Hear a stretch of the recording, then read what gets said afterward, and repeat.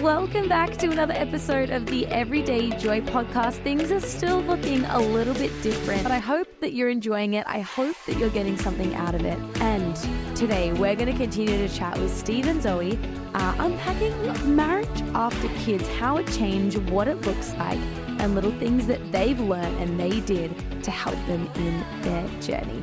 I can't wait to dive into today's episode.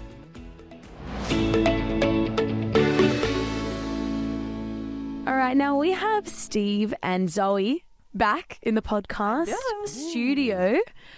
You guys having a good day? We sure are. You guys enjoying the fact that the sunshine is back? Man, it is a game changer. It's giving me life. Yeah, absolutely. Me too. Yeah. Now, Steve, you kind of briefly mentioned it in the episode last week, and I'm sure we'll dive into it a little bit more in this episode. But did you take the girls on like a camping trip recently? Yes, I did. Two of my schoolmates and their kids, and I took Sophie and Olivia up camping to the Hakwa Valley, and yeah, it was just absolutely incredible. Freezing cold. It. Oh. We found snow on a hike up the mountain, but it was just fantastic. Did the girls survive okay? They weren't. Are they like, I feel like when I was growing up, I was such a whinger. Like if mum and dad took us to the beach, I was like, I can't carry it. It's too heavy. Oh, they have their moments. They do have their moments, definitely. Yeah, but look, they pushed through. I think there was one day was about a 5.5, 6K hike up the mountain, and then second day, their little legs. Yeah, went on another hike along the river, so they did so well. That's amazing. Yeah. Maybe I should train with them. At least they'll give me great encouragements. Yeah, they will. They'd be like, go Ash. Yeah. So all in last week's episode, we were talking about marriage, those first few years of marriage. And I guess I want to do an episode today on how, I guess, marriage changed for you guys after having kids. I think that I'm kind of only just hitting the age where some of my friends are starting to have kids and my family is starting to have kids. And I guess I've already started to see how different life can start to look pretty much instantly. But I guess I'd just love to hear from you guys, how has life changed since you've had kids? So, if you missed last week's episode, go listen to that first. But then obviously you guys now have two beautiful girls. They do. How did life change once you had them? How did your marriage change once you had them? I think it stops becoming about two of you, and in our case has become about four of us.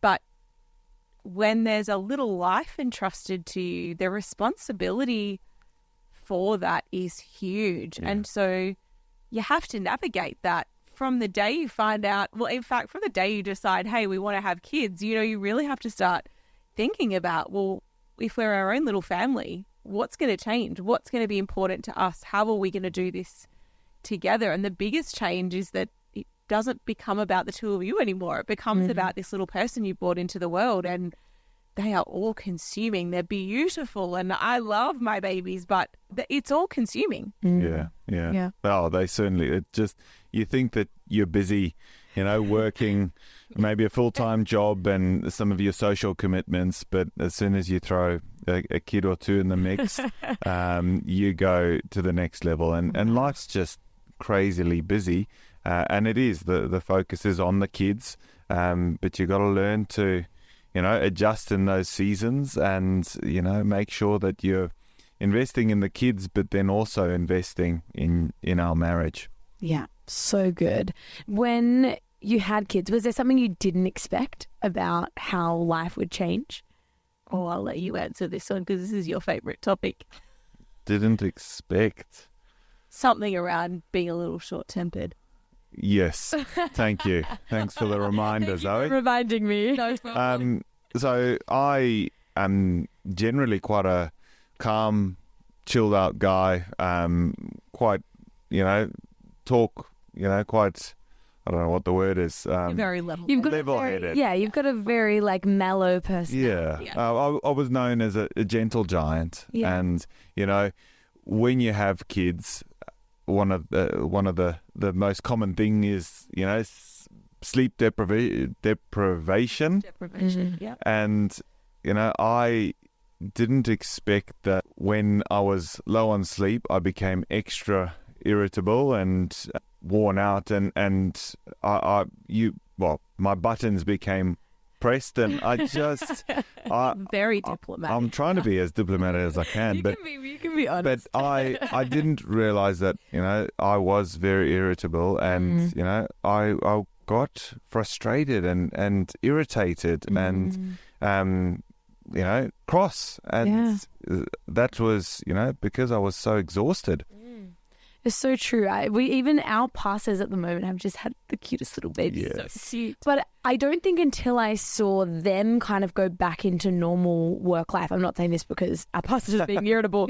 I'm saying this because I've always just thought, and yes, obviously the main thought is to the mum, but I really never considered the dad in the equation of having kids, to be honest. Yeah. Like, it was very much just like, focus on the mum, focus on the baby, and like the dad's had it pretty good. But I think that when I have started to see my people that are closest to me have kids, you very quickly realize dads are impacted pretty heavily as well. And, you're not sleeping as well. Plus, you also go to work the next day and all those things. And not that mums aren't, but it's interesting how for someone who hasn't had kids yet, you don't think about that at the time. Yeah. You don't think about the impact of that. And so hearing you say that just made me go, it's hard. It's not it's not as easy as you probably once thought. Yep. No, it's not. Oh, how about you, Zoe? Is there something you didn't expect? Your personality changes a little bit because you're adjusting to lack of sleep, high demands, a little person who needs you all the time, that you're trying to work them out and trying to figure out what they need and who they are. And just, that you get so comfortable in your bubble with your husband and your wife, relationship, and you think you know someone and you're like, yeah, sweet, we've got this. I know how you operate. You know how I operate. And then all of a sudden, the one little being turns your whole world upside down. Yeah. And you've got to adjust to, again, I mean, for us, it's probably a theme in our marriage, and I will talk about it openly regularly, but the theme of grace. If you don't have that for each other in that space, it's really hard. Yeah. So, just adjusting to your role as a mum or a dad. It's very different to being a husband or a wife. It's a totally different thing, but you're still doing it together. Yeah. So it's also learning to navigate that. Yeah. That's so good. Now, once you had kids, obviously, like you said, you get busier and busier and busier.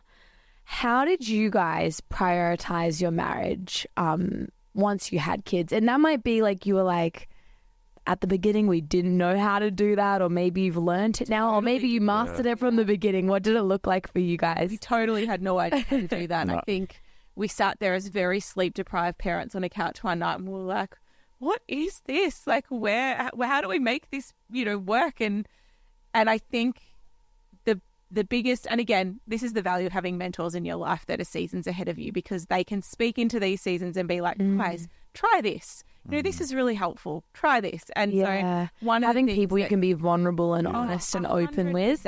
And one of the things that someone suggested to us was, guys, date night doesn't look like it used to, but it's just as important. And we had totally neglected date night. It had gone out the window. There was no night or day in our world. And so we weren't dating at all. And, it's important to still date your husband or wife when you're married. It's important to prioritize that. And so we started to learn, and we're still on that journey, and it changes in every season of parenting, but date night can still exist. It looks different, and it might be, hey, we get somebody to come and sit in the lounge room with our baby while we go and walk around the block together for half an hour. Or it might be the baby's finally asleep. We're actually just going to sit and have a meal together, or watch a movie together. Or, you need to adapt to what you're able to do in that space, but still find time for each other. And that was such a game-changing choice in our marriage, especially with very little people when the girls were really young. Just choosing to see date night differently and choosing to prioritize that however it worked, and having people who could help us prioritize that in our world was super important. Yeah, definitely changing our expectation of what a date night looked like. As you said, it may have been a 20-minute walk around the block while someone looked after the bub, which is really cool. But my dad taught me that God is always number one in our life. My wife is number 2 and kids number 3. And I will always be a husband before I was a father. And so, being intentional about investing in our marriage. And that might be, through some spontaneous activities, but knowing what really fills Zoe's tank and playing towards those was really important. Yeah, that's so great. Now, we kind of asked this question last time about what you would have said to freshly married Steve and Zoe. What would you have said to fresh parent Steve and Zoe? So much. What would you say to be like, you'll be okay? Yeah, it's okay. Someone will hold your hand and tell you it is okay. Yeah. You're not ready? I'm Go no. for it. You are. Go for it. I think, for me, it's definitely knowing that we get caught up in doing so much, doing the routines, the washing, the cleaning, the housework, the jobs, everything. And the longer, I've been a parent, I've realized that there's so much power in saying thank you and being grateful to your spouse, but actually saying those words. And I mean, we both put in, 110% into this marriage, into raising these kids, but you can get caught up so much in just the doing life, and just there's so much power and importance in just saying thank you and taking some time just to be grateful. So good. Yeah, I love that. I think also I would definitely say to us as new parents, the joy will so outweigh the hard stuff. Yeah. And you will look back in 10 years and you will go, the joy outweighed the hard stuff. The hard stuff is there. There is no question. And I guess I probably would have said that too, don't be fooled. It's not an easy journey. It's, on TV, it looks super, in the movies, it looks really easy. It looks really chill, but it's hard. And, it takes a lot out of you, but the joy will always outweigh the hard stuff. The stuff that you see when you see your kids thriving and you see them growing and being a part of your family unit, that joy will always outweigh the hard stuff. Yeah. So cool. Now, just to wrap it up, obviously once you have kids, and you kind of were mentioning it in last week's episode, it's one thing to keep God at the center of your marriage when it's just you two, but what about once you have kids? What about once, like you were saying before, Steve, life gets busier and busier and you keep adding things to your schedule and you're exhausted. How have you guys learned to keep God at the center of your marriage post having kids?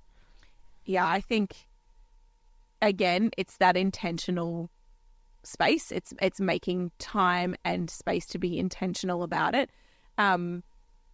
But it's also, it happens so much more incidentally when you have kids, because you are raising human beings and you're the ones showing them what's important. What are the values of our family? What is it that we stand on as a family? And so incidentally, you are talking about God all the time, because that's what we're teaching our kids. That's what our family unit is based on. And so, making the most of those opportunities. And I think for us, it's about, for us as a family, every night around the dinner table, we do, what's a win and what was a hard thing today? What was a win and what was hard? And we talk about where was God in that space, and that's something we've done as a family around the dinner table since the girls were, really little. And we create space to be intentional about including God in our family unit and recognizing him and seeing where he's been in our days and in our workplaces and in our school, and, encouraging the girls in that. And then we as a family are encouraged through that. We grow through that.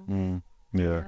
I think we have little ones watching us every move, every step of the way. And it's just, as parents, it's our responsibility to be raising them in the way that, in our values and, what we believe. And so, we've got to be intentional about investing in them. And through that, our marriage grows and our relationship grows. So cool. Like, find people who speak into your kids that you trust. I mean, are so fortunate that we have this awesome young adult community at church. Yeah. And our kids just adore the young adults. Yeah. And, you know, like, we're intentional about spending time with young adults because of our connection with them, but also our kids' connection with them. Totally. And so that's part of the intention that we're talking about. That's part of how you keep God in your family, is bringing other people in who are also going to speak life into your kids and your family and help you continue to grow. Yeah. And I feel like you guys have mentioned a few times over the last 2 episodes is like the importance of having mentors and people that you can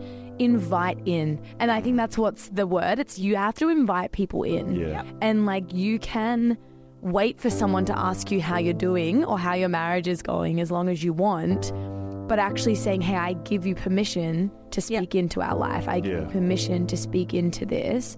Like, I think, you know, whether it's you guys or other couples from church we've spoken to, like that has seemed like it's been, you know, so important to just know that you're not on your own. Yeah. And that there's someone else that can give you that outsider's perspective. Yeah, absolutely. And I think that no matter what season of married life you are in, you need to have that. You need to have people you can be real with, because that's part of what makes a marriage strong. You know, it is that exactly what you said, Ash. You are not alone. And it's so cool for us to have, you know, couples like you and Toby who we're speaking into being ahead of you on the journey, and then have couples ahead of us at church who are speaking into our life that are seasons ahead of us. Yeah. And, you know, encouraging us and going, you guys will get through this. It's okay. This season is, it's okay. Get there. And that's really totally. I love that so much. And just like reflecting on what you said at the beginning, when you're talking about grace, just like smother it all in grace is like, I remember, I won't like say who it is, but there's a couple, like an older couple that I know. And one time I asked them, I was like, what's like the best piece of marriage advice you could give? And they were just like, forgive, give grace. Because, you know, the story of this couple that I spoke to, their story is pretty wild. Like they had some pretty hectic things go down in their life. The fact that they could stand in front of me and say, yeah, but you just forgive and you forgive again and you give grace and you give more grace. I think that's what I'm going to take out of these episodes is like grace and forgiveness. All those things that are, you know, help us to, I guess at the end of the day, live lives like Jesus or try and live and serve our partners like Jesus would. And I appreciate you guys. Thanks for sharing your wisdom. Thanks for having us. Hanging out. It's so cool. Love you guys so much. Thanks for joining us on the Everyday Joy podcast.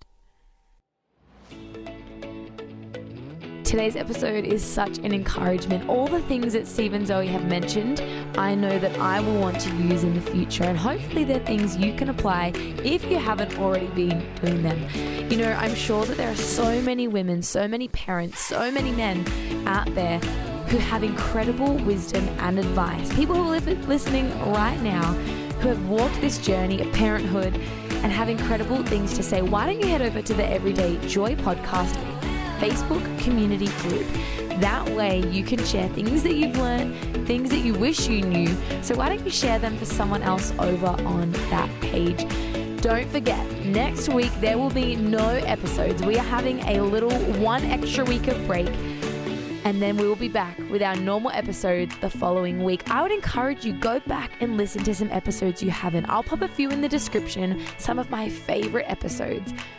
There's a really cool thing you can do. You can click filter by unplayed episodes over on Spotify and Apple Podcast and listen to some episodes you haven't caught up on. Thank you for being so understanding. Thank you for being so excited for this season of life. And I cannot wait to find moments of joy with you in a fortnight. But until then, I pray you're able to find moments of joy.